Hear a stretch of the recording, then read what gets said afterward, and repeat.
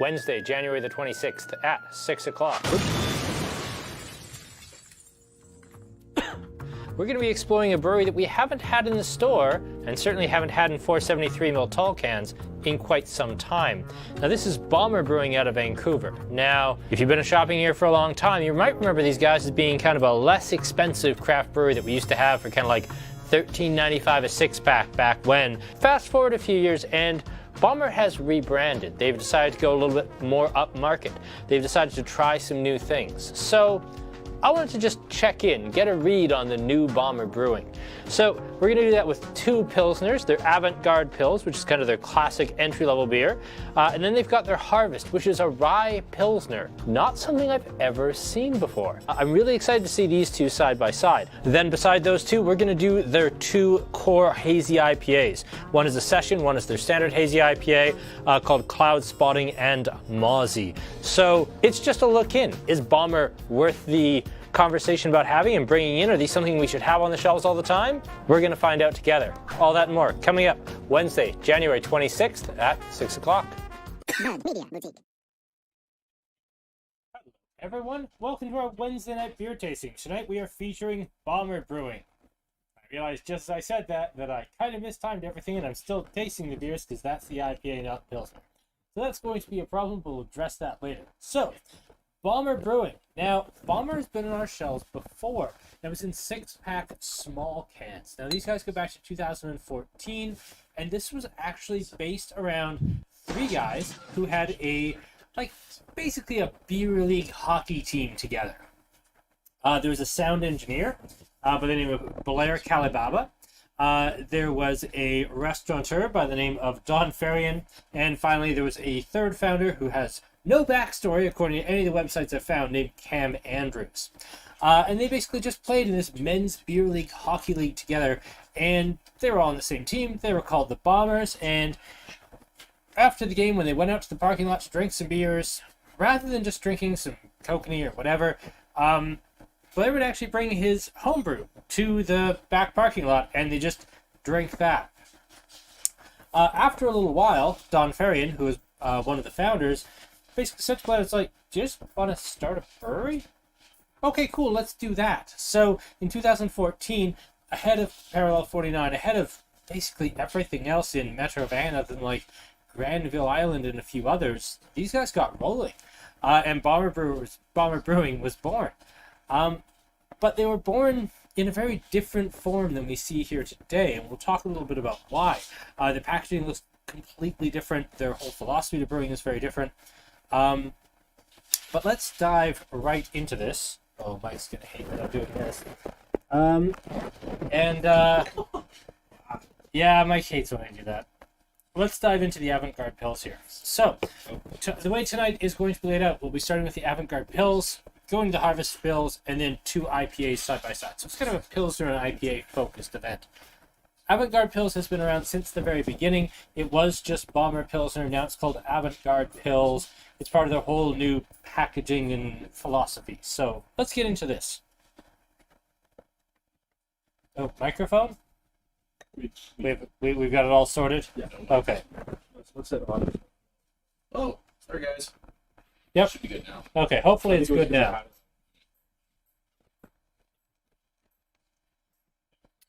Well, since Sky isn't here tonight, I think we can all assume that any technical glitch is 100% Aaron's fault. So,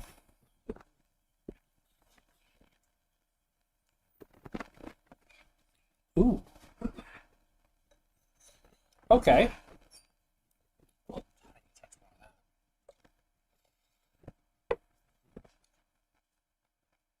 That's got a really nice building bitterness. Like, it starts off very clean and very bright. You get that nice initial hit of bitterness. Notice this isn't the most complex thing in the world. Like, you get earthiness, you get cheesy hops, you get appropriate, like, spicy European-style hops. You get a very Czech-style nose. And I should apologize for saying cheesy. They're not cheesy hops, they're more like earthy, spicy.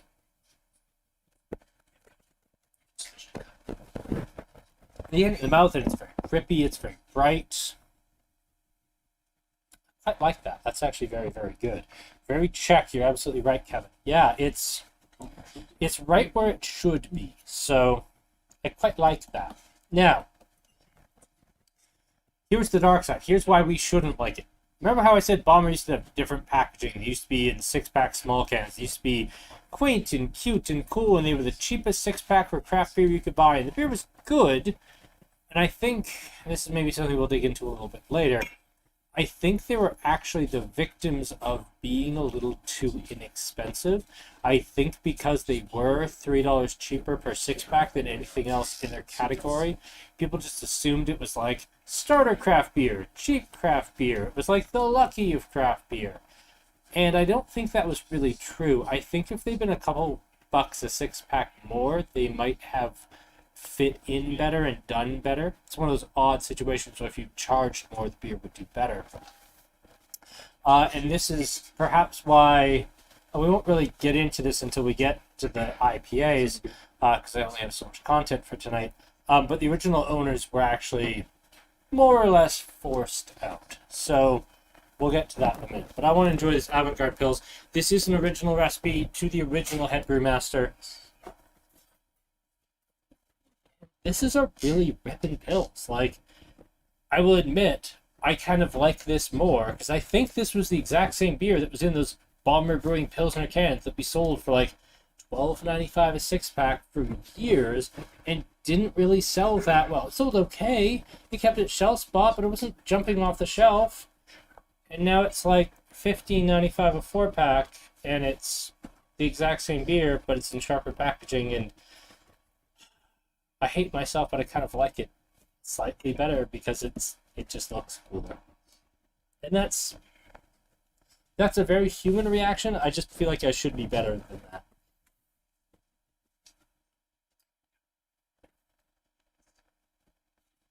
Are the varietals on the can? No, Czech varietal. So, I mean, when you're talking about Czech varietals, you're generally just saying Saz, but there may be other Czech hop varieties that they're using here, but I would generally expect when they say Czech varietals, they mean Saz and a couple other things. But I'll admit that my knowledge of Czech hops kind of extends to Saz or Saz, and that's about it.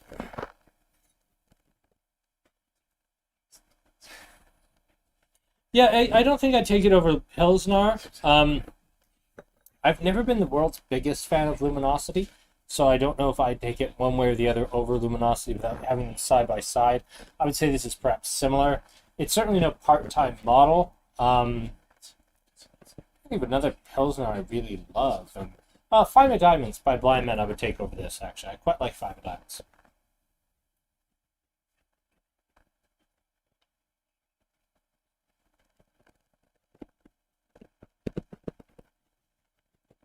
And you know what, Sean? That's not a bad it's not a bad comparison. Like having this in the house for when people who come over that don't really like good beer come over. Not a bad call. Like this is interesting. It's classic. It's nice and spicy. I would say, as much as everybody in this crowd would say this is perhaps very safe, I think that this has enough bitterness, enough spiciness, enough power that for people who just drink Bud Light or Heineken or something else terrible, this would be a little bit much for them. So maybe that's a little ambitious for those folks. All right, while this is still fresh in our minds, let's jump right into the harvest. This is a Rye Pilsner. Now, spoiler warning for what we're going to talk about with the IPAs, but the original head brewer, the guy from the hockey team, Blair Kalibaba, he left the brewery in 2019. He kind of got screwed over. He got bought out, and he left in 2019. This is actually their newer brewmaster. This is one of his creations. So, while Avant-Garde is one of the original recipes, the last three are all brand new. The Harvest Pils here, it's a rye Pilsner. It's very spicy. And okay, I like rye beer. I like Pilsner. This should be right up my alley. And you sure get that, like, dill character off the nose, don't you?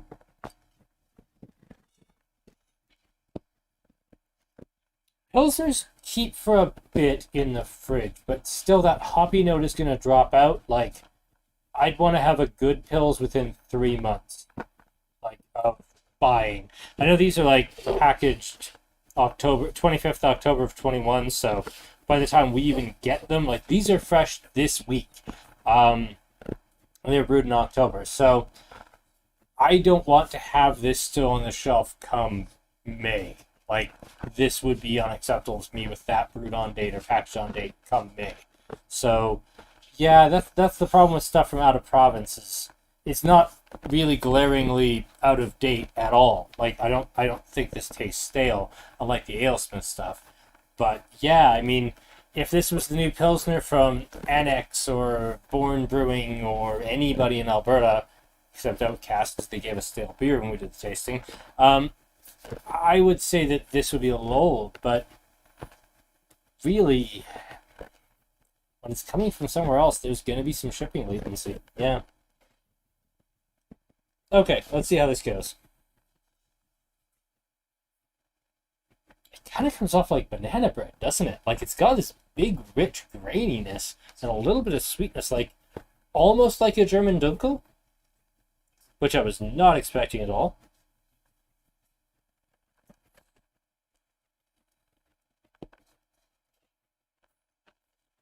Banana bread persists, like the bananas for me, and I'm very sensitive to that flavor, but this is just bananas and banana bread all over the place. The dill is there. There's just a tiny bit of cinnamon spice or even like white pepper spice, but wow, that's really banana to me. Yeah, the Rye Pilsner does the dry and spices claim, but a bit thin. I don't know if I find this thin. Let me try it back in here.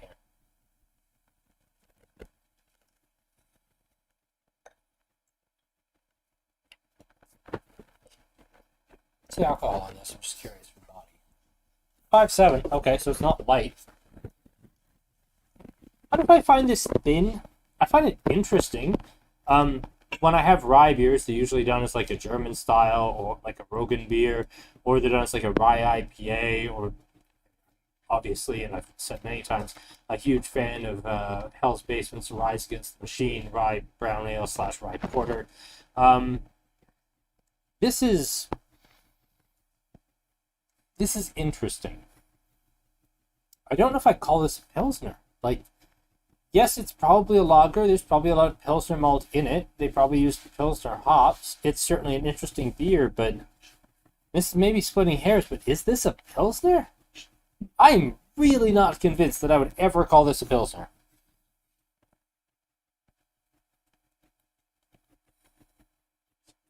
And yes, Eric, one of the biggest changes brought by the Alberta craft brewing revolution has been freshness and how fresh everything is. Like, really and truly, if I saw this beer and it was a cabin and it had been brewed the 21st of September last year, like, oh yeah, that's like 50 cents above cost, put a big sale tag on it, get it the hell out of here, never want to see it again. But that's just as fresh as we can get when it comes from Connect, because if you're buying from Connect Logistics as a liquor store, and for anyone who doesn't know, I have many suppliers. You know, I bought all this direct from Born Brewing. I buy from Annex and Cabin, Establishment, and 88. I buy from Sleeman's Direct. I buy from Big Rock Direct. I buy from Snake Lake Direct. I buy from BDL, which is all your Molson's and Labatt's and Steam Missile products. They all come through the same supplier. But all of my spirits, 100% of my spirits, 100% of my wines, 50% of my beers in the store, probably less than that with how much I pick up direct, but let's say 50% of my beers, they all come through Connect Logistics, which is this giant warehouse in St. Albert, Alberta that every liquor store in the province buys from. It's all centralized. It's a great process. But I don't get to know the freshness dates when I buy it. I don't get to know anything about it. I don't get to know the vintage unless I call the agent. All I get to know is this is what it's called. This is what the price is. That's about it. Like, there's no information. You don't know vintage for wines unless it's a very high-end wine. You don't know anything. Sometimes you can guess. For whiskeys, they have to list the exact alcohol percentage. So if I was wondering which version of a Thrusk 21 this was, for example, I I could generally find out by alcohol percentage if these were all cask strengths. If one was, a Thrust 21 that everyone wanted was 46.3, but the one at Connect was 46.8, then I'd know that I wasn't getting the right one. So you can kind of read between the lines a little bit, but the amount of information to get from Connect is very, very little. So I don't know how long it's been there. I don't know how fresh it is or any of that, and nobody does. So that's unfortunate. If not a Pilsner, then what? Ugh. Rye Lager? Banana Bread Experiment? Yeah, I'm really not on board with this one.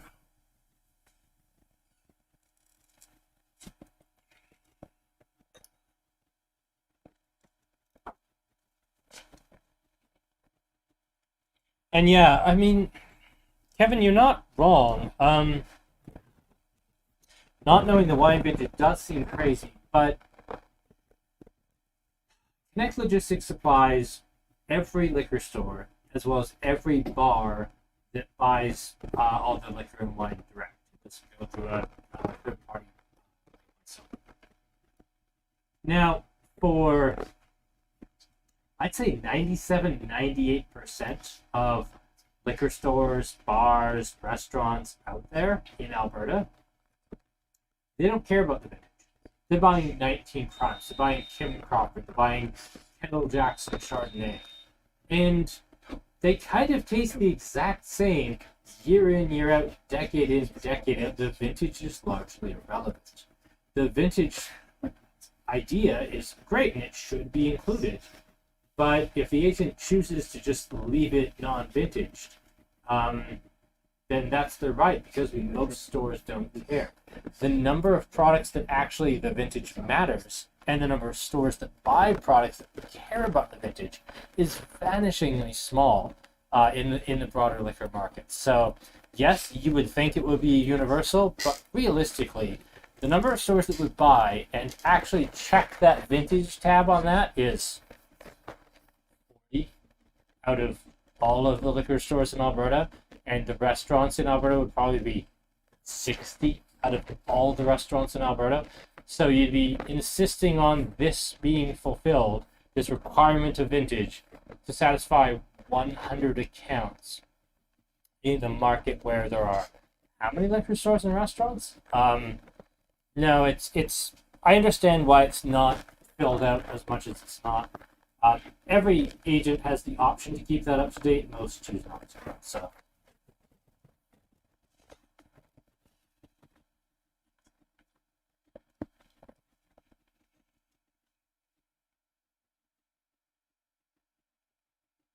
Yeah, I feel like this should have been the one called Avant-Garde, because yeah, you're right. This does seem a little more challenging. What's in the Mike's bucket? For anyone watching, I am going to wash that as soon as the cameras are off, so that Mike doesn't absolutely murder me in the morning. So let's move into IPAs and let's address the elephant in the room with this particular brewery. So, why is the packaging so different? Why is it in tall cans now? Why are they, trying to be so aggressive now, where they used to be just really great beer for a really great price? Let's be fair, their pricing is still lower than the average by quite a bit. Why are things different now? Well, in 2018, Cam Andrews and Blair Calababa, who are two of the three owners, went on holidays. They took a couple of weeks off. Hard-working folks, they should take a couple weeks off. While they were away, the third partner sold the brewery. And he sold the brewery basically out from under them to the Donnelly Group, which is a investment group that owns a whole bunch of restaurants and bars around Vancouver, and said, okay, well, now we don't have a brewery anymore. It's just owned by this big corporate overlord. And they rebranded everything. They did all these changes. Now, I knew a little of that going into this. The other thing I'd heard from some people I respect is that out of that, they'd hired a new brewmaster because after a year, Blair quit, understandably so. The new brewer they'd hired was absolutely fantastic. That despite all the ugliness, despite all the greed and the nonsense, the Bomber's beers had actually gotten better. and I wanted to explore that, see if it had, as much as I hate the story, as much as I really want to hate the new stuff, I want to see if it's actually very good, because I do actually have a reasonable memory of what Bomber's beers were like before. And the Avant-Garde Pils, which existed before, is genuinely better than this. So, strike one against the new owners. But let's see how the next ones are. So we're going to go on a cloud spotting here. Show the old logo. I do want to show the old logo, please. I think the old logo is really cool. It's really like 60s logo. It looks really sharp.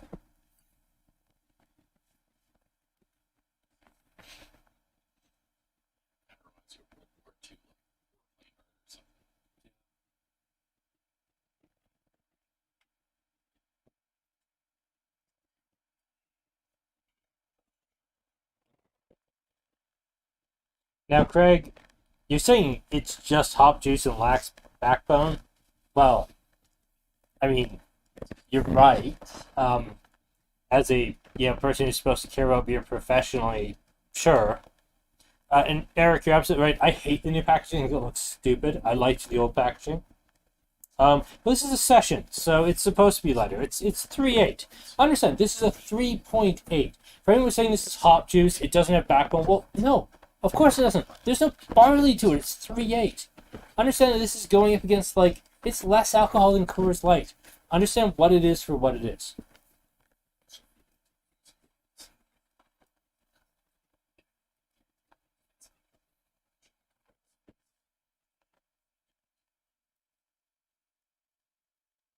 If you're doing a wide shot, just make my face as wide as possible.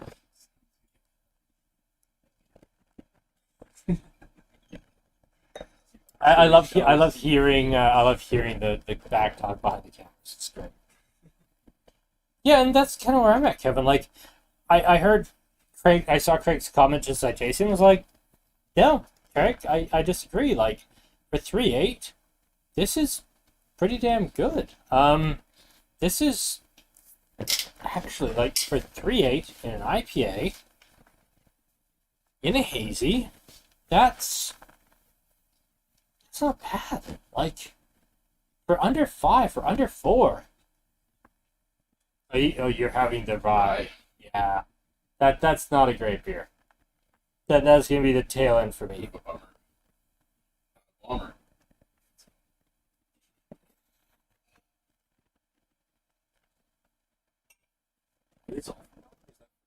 Mm-hmm. Yeah, they are all from Bomber. This is like their IPA series, which is kind of cool. Like they have some core IPAs, Sky, but this is like their seasonal series. They kind of keep this look. This is their core packaging. Like kind of having the Bomber on the side and the white bar, and then a little bit below. But yeah, this is 3.8. I think that's very fair.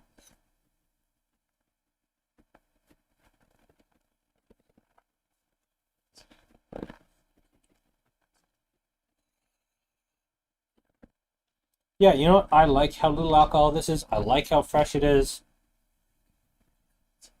I think that is something I would actually buy. Genuinely. I think of everything I've had so far, that is the one I would actually bring into the store, because 3.8, that kind of rules.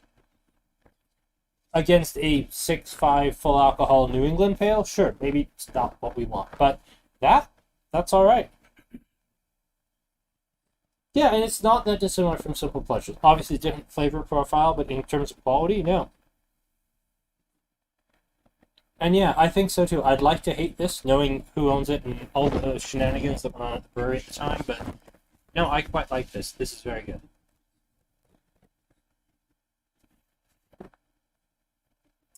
Once again, we're 22 minutes in and we've gone through the first 3 beers. So well done, us. Great. Well, let's talk about what we've got coming up, and hey, that'll fill some time. Now, next week, this is not going to be anywhere near as quick, because we are dealing with the folks from Bomber Brewing. Now, I know what you're going to say. Isn't that just born in Colorado? It says so right on the can. Yes, it does. But they've rebranded. They're now going to be known as Bomber Brewing. And we're actually going to have a guest from Born Brewing on to tell us all about the change from Born Colorado to Born Brewing. It's a new thing for them. They have some that say Born Colorado. They have some with the new Born Brewing logo. They have some that are kind of a mix of the two in terms of logos. It's going to be interesting. It's going to be fun to talk about the pivot that they've taken and the new journey they're on, because not only are they changing the name, but I think they've taken a little bit more of a cabin or 88 style look at the beers and gone a little more into seasonals, a little bit more into like pushing, challenging things. Because now they have like the poppy and a sour brown. So I think it's going to be more interesting dealing with these folks. So, Second Summer Citra Pale Ale, their Next Chapter New England IPA, Cheeky Cranberry Orange Pale, and finally their Poppy, their Flanders Style Sour Brown. So, we will have Aaron from Born Brewing on as our guest. That's going to be a lot of fun. None of these beers are actually in Connect. All of these are brewery only, so I actually picked them up on Tuesday, yesterday, so some fun stuff. That's coming up on Wednesday. On Friday this week, we are, of course, doing Scotch tasting. We'll have Lee Hansen here. We have an Ardmore 12, Fettercairn 14, Macduff 14, the Thrust 21, and then the absolutely spectacular Glendullan 17. Aaron's going to have to like poke him with a stick to get me to stop talking about the Glendullan 17 and start talking about the other four. It's just a wonderful whiskey. Lee Hansen's a wonderful guest. That's coming up Friday. So, let us move on to the last IPA, the Mauzy or Mauzy.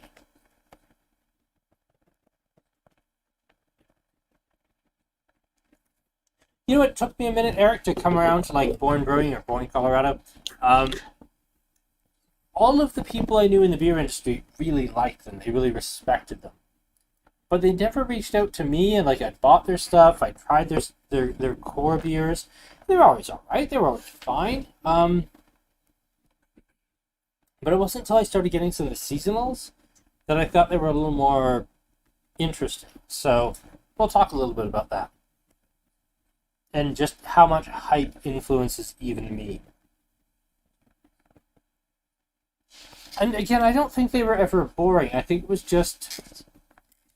And this is going to sound really, really cynical, but just they never became a social media darling, and we never got people in the store screaming, we need, Born Brewing or Born Colorado. This is the thing we must have down here. And so even though I drove by it every time I went to Cabin, I never really stuck my nose in, because if nobody's asking for it, how good could it be? And I kind of gave into my own bias with that one. I know it's not even 6:30, it's 6:26, I'm aware.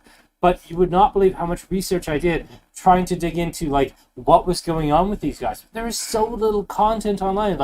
They had a hockey team. They were all on the same hockey team. One of them was a home brewer. One of them was a restaurateur. They started a new brewery. The restaurateur screwed over the home brewer. And now we have tall cans. That's really the whole story, because, you read interviews and, they ask, and this is actually, if you look up Bomber Brewing history, the top result will come up is an interview with Blair Calibaba, and it's oh hey, any comments in the new direction of Bomber Brewing? No comment. Just flat. There's nothing really to dig into with what's online. So no, yes, it's a bit rushed, not by design, but because I don't want to just make up stuff to talk to you about, because I don't have any better content. And I did spend a couple 3 hours looking into the history of Bomber Brewing, where they came from, what they were about. And it's either been cleaned up and sterilized, or maybe there just wasn't that much to begin with. But yeah, there's not a lot out there about them. And you guys should definitely bring a clock for a prop. Just to shame me. Just shame me for my rushed tasting style.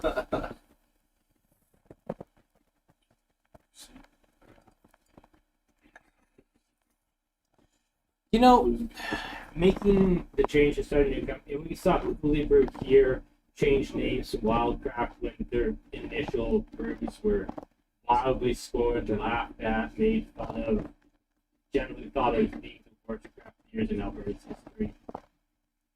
Now, to be fair, that was before before Mint tried making craft beer. So the bar at that point was still reasonably high before Mint lowered it about 5 stars below the ground. No, you're right. Like, why not just change? Yeah, why not change everything? Why not just start a new company? Well, I feel like the people who bought it because the Bomber name had value, if not any of their branding or any of their people.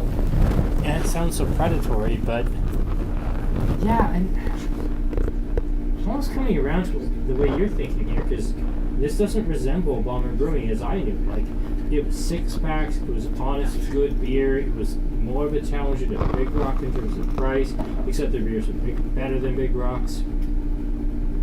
They were inexpensive, they were still in 6-packs, they weren't trying to be pretentious, they were just good, solid beers at a good price. And now they're kind of going after, again, still slightly cheaper, some of the upper tier beers, and I think the Avant-Garde Pilsner can take a run at some of the other beers. And I think there will always be a home in store for the cloud spawning here, because that's for 3.8 great. Let's just leave that out of the conversation. That's a nightmare. No. I think that they still could have a fit, but it's challenging. Yeah. Phantom buzz from the mic. What is Mauzy? I don't know. Oh, foggy days. Is Mauzy like a term for foggy? Is that like a West Coast? Anybody here from like Vancouver area that knows what Mauzy is? I'm not sure. I'm sure I was getting ramen on the nose. Like dried ramen or like good ramen? Mike's terrible. Yeah. I think that's more Aaron's problem than mine. Not my problem. I do not have Phantom Buzz yet. No, I am aware of it. I've been trying to get it. It's not on Connect yet. If I have to, I'll call SYC, who does do a monthly delivery to Calgary. I'll ask them to drop it like establishment. Phantom Buzz is something I'm working on. I do know what you're talking about, though. You just said. Well, I see And yeah, this one, Craig, well, session IPA versus not, that's the alcohol percentage, Eric. Yeah, this is 6 versus 3.8. Yeah, I'm not as big a fan of the Mauzy, I'll be honest. Cloud spotting was better.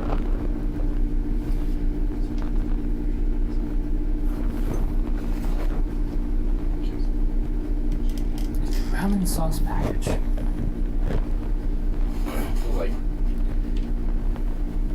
Okay.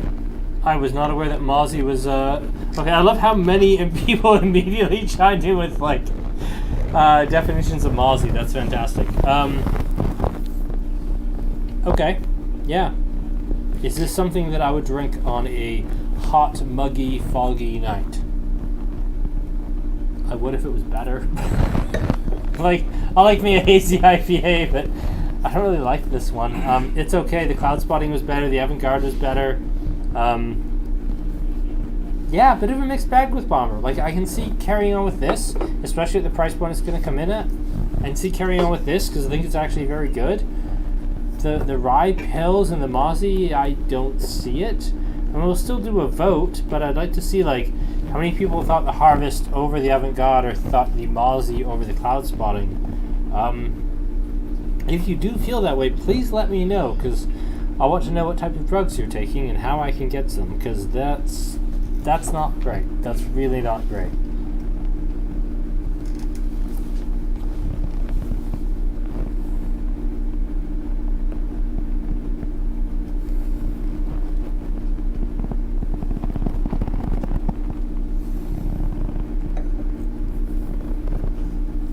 Eric, I hope you know that when you and Craig do actually do the beer tasting, I'm going to be in my hotel room in Calgary and I'm going to have the beers and just be like on your comments at the same time. Just at you all night. It's going to be great. Yeah. Absolutely rabble-rousing. 3142, 3142, 3412. Yeah, it's... I don't know. That's... That's an interesting one. There are some things to be found. If Avant-Garde can come in a couple bucks cheaper than Five of Diamonds, there is a home for that in the store. If this... I hate this.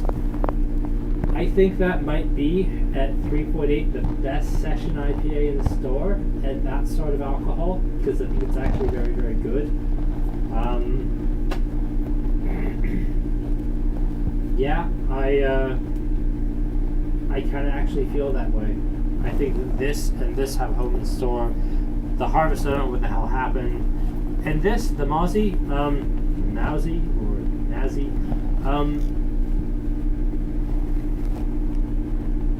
I think it's fine. I think it's kind of oniony. I think it's got some weird things going on.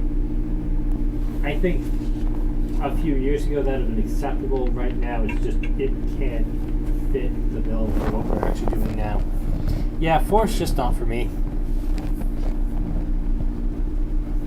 Sorry, Sean, we kind of rushed through them. I don't know why. Well, I do know why. It was because there wasn't that much to say about them, and I apologize for that.